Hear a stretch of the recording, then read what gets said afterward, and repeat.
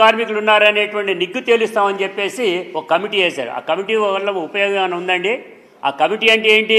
ఒక గడ్డపార తీసుకొచ్చి డైరెక్ట్గా చెరువులో కనుక వేస్తే అది నానిన తర్వాత వచ్చేటువంటి వచ్చేటువంటి దాన్ని మోకులు కట్టి ఆ గడ్డి మోపులు కడదాం అనేటువంటి పద్ధతిలో ఆయన మాట్లాడుతుంటే 4 సంవత్సరాలు అయిపోయిన తర్వాత 5వ సంవత్సరంలోకి వచ్చిన తర్వాత మేము ఈ రకంగా చేయలేము, ఎవరిని కూడా క్రమబద్ధీకరణ చేయలేమని ఆనాడు చెప్పినటువంటి చంద్రబాబు నాయుడు ఎందుకని రామోజీరావు ఈనాడు పత్రికలో ఆనాటి నుంచి ఈనాటి వరకు ఎందుకు రాయలా? కానీ జగన్మోహన్ రెడ్డి గారు చెప్పారు, చెప్పినట్టుగా చేస్తానని చెప్పారు. మీరు 50,000 ఉన్నారా, 40,000 ఉన్నారా, 30,000 ఉన్నారా అనేటువంటిది కాదు. ఎవరైతే నియమ నిబంధనలకు అనుగుణంగా ఉండేటువంటి ఉద్యోగస్తులు ఎవరైతే ఉన్నారో, కాంట్రాక్ట్ లేబర్ ఉన్నారో వారందరినీ కూడా పర్మనెంట్ చేస్తామని తీసుకోవడం జరిగింది. ఉద్యోగ సంఘాలు కూర్చోబెట్టిన సంగతి మీకు తెలీదా? ఉద్యోగ సంఘాలు అందరినీ కూడా కూర్చోబెట్టి ఒక నియమ నిబంధనలు తయారు చేసి 2014 అనేటువంటి కట్ ఆఫ్ కూడా పెట్టుకున్నటువంటిది మీకు అర్థం కాలేదా? ఆనాడు చేసినటువంటిది ఇవాళ కూడా చెప్తున్నాం. జగన్మోహన్ రెడ్డి గారు ఉద్యోగస్తుల పైన ప్రేమాభిమానాలు కలిగినటువంటి వ్యక్తి కాబట్టే అవుట్సోర్సింగ్ కార్పొరేషన్ ఏర్పాటు చేసి లక్షలాది మంది ఉద్యోగుల యొక్క జీవితాలు బాగు చేయటమే కాకుండా ఉద్యోగ భద్రత కల్పించినటువంటి ఆయన ఆర్టీసీని కార్పొరేషన్గా ఉండేటువంటి ఆర్టీసీని ప్రభుత్వంలో విలీనం చేసి వేలాది మంది ఉద్యోగస్తులందరినీ కూడా పర్మనెంట్ చేసినటువంటి నీకు కనపట్లేదా చంద్రబాబు నాయుడు, రామోజీరావు అనేటువంటి మేము అడుగుతా ఉన్నాం.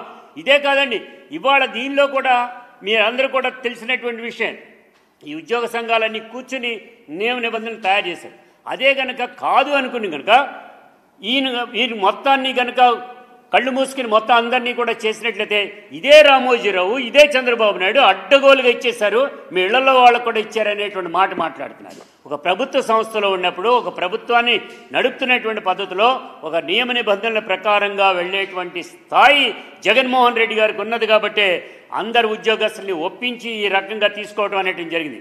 ఇంకొక చిన్న విషయం చెప్పాలి. ఎస్సీ ఎస్టీ ఉద్యోగస్తులకు సంబంధించినంత వరకు ఆయన మాట్లాడతాడు, వారి ఉద్యోగాలు తతిమాయి పర్మనెంట్ చేస్తూ ఉన్నారు. కానీ అంటే ఏంటి దాని అర్థం? అంటే ఎస్సీ ఎస్టీ ఉద్యోగస్తులకి ఎవరైతే ఉద్యోగస్తుల పేరు మీద అనౌన్స్మెంట్ జరిగిందో వాటిల్లో కూడా అందరినీ కూడా నియామకం చేయాలనేటువంటి మాట మాట్లాడుతూ ఉన్నాడు ఈ రామోజీరావు గారు, చంద్రబాబు నాయుడు. అసలు వీళ్ళకి బుద్ధి ఉందా? అసలు వీళ్ళు ఏమన్నా భోజనం తింటున్నారా లేదా అనేటువంటి నాకు అర్థం కావట్లా. అశుద్ధం తింటున్నారు కాబట్టి ఈ రకమైనటువంటి రాతలు రాస్తూ ఉన్నారు. ఇది సరైనటువంటిది కాదు. ఇప్పటికైనా కూడా గ్రహించండి. ఉద్యోగస్తులంటే ప్రేమాతిశయములు కలిగినటువంటి జగన్మోహన్ రెడ్డి గారు మున్సిపల్ కార్మికులు 9,000, 8,000తో పనిచేస్తున్నటువంటి వాళ్ళు ఏకదమని వాళ్ళు 21,000 రూపాయలు ఇచ్చినటువంటి ఘనత చంద్రబాబు నాయుడుకి దక్కిందా లేకపోతే జగన్ గారికి దక్కిందా? రోజు మేము అరెస్ట్ అయ్యేవాళ్ళం, రోజు ఉద్యమాలు చేసేవాళ్ళం. చంద్రబాబు నాయుడులో 9,000 నుంచి పెంచేవాడు కాదు. జగన్మోహన్ రెడ్డి గారు పాదయాత్ర వచ్చిన తర్వాత సంతకాలు చేసేటువంటి మొట్టమొదటి సంతకాల్లో మున్సిపల్ కార్మికులకు 21,000 నుంచి 22,000 రూపాయలు తీసినటువంటిది జగన్మోహన్ రెడ్డి గారు. మరి ఇది కనపట్లేదా మీకు?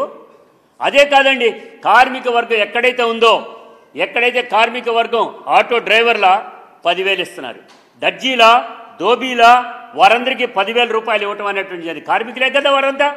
అదే తరహాలో ఇవాళ ఉండేటువంటి పరిస్థితులు చేనేత కార్మికులు భోజనానికి లేకుండా ఉంటే 24,000 ఇచ్చినటువంటి ఘనత కార్మిక వర్గానికి ఉద్యోగస్తులకి అండగా దండగా నిలిచినటువంటిది జగన్మోహన్ రెడ్డి గారు తప్ప మరొకటి కాదు. అరాచక పాలనకి బ్రాండ్ అంబాసిడరు చంద్రబాబు నాయుడు.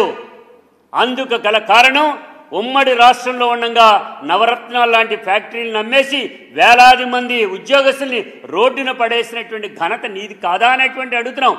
దీన్ని దృష్టిలో పెట్టుకుని మాట్లాడమంటున్నాం.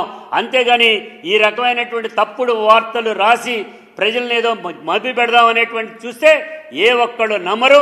ఉద్యోగస్తులు హ్యాపీగా ఉన్నారు. ఉద్యోగస్తులకి వారు పరమైనటువంటి ఉద్యోగస్తులు. ఇదే నిజమైనటువంటి పద్ధతిలో వీళ్ళు ఇచ్చినటువంటి లెక్కలు ఇస్తారే 50,000, 10,000, 3,000 అంటున్నారే.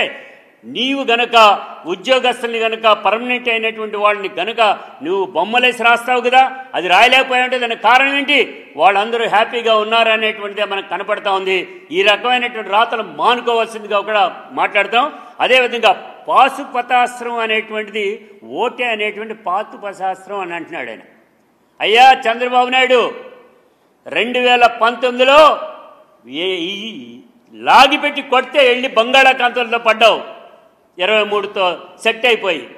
కానీ ఇవాళ మళ్ళా నువ్వు మళ్ళీ పాతుపశాస్త్రం అంటున్నావు. అసలు భస్మాసుర హస్తాన్ని నువ్వు నెత్తి మీద పెట్టుకున్నావు. 3 పార్టీలు 4 పార్టీలు అన్నీ కలిసికట్టుగా వస్తున్నాయి.